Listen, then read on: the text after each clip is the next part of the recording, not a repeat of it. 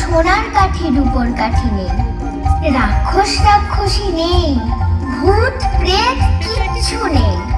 সে কি রাজা রানীর গল্পে রাক্ষস না থাকলে রাজার সাথে লড়াই হবে কার? শুধু লড়াই থাকলে, যুদ্ধ থাকলে গল্প হয় বুঝি? তাহলে এই গল্পে কি আছে? এ তো রবি ঠাকুরের ঝুলির গল্প।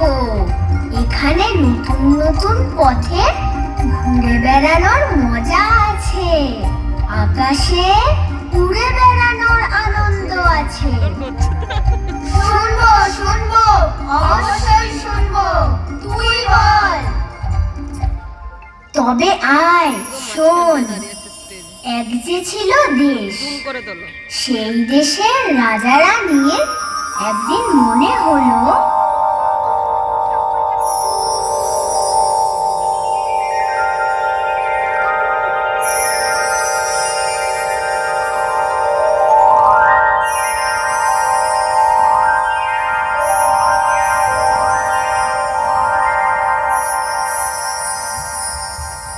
তার বাড়ি।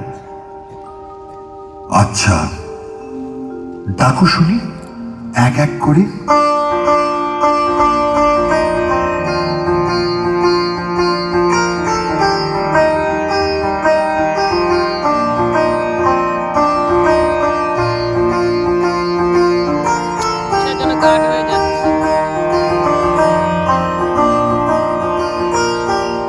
রাজামশাই, আমি আমার ছাত্রছাত্রীদের পুঁথিগত বিদ্যা দান করে থাকি, কিন্তু তারা কিছুতেই মনোযোগ সহকারে সে পুঁথিগত বিদ্যা গ্রহণ করে না। কেবলই জানলা দিয়ে দরজা দিয়ে বাইরের দিকে তাকিয়ে থাকে আর শুধুই খেলাধুলা করার ইচ্ছা প্রকাশ করে। আবার অদ্ভুত অদ্ভুত কথাও বলে। বলে কিনা খেলতে খেলতেই তারা সব কিছু জয় করে নেবে। তাদের এই হেন ভাবনার পরিচয় তো আমার পুঁথির পাতায় কোথাও খুঁজে পাই না। আচ্ছা, বেশ অদ্ভুত তো তারা।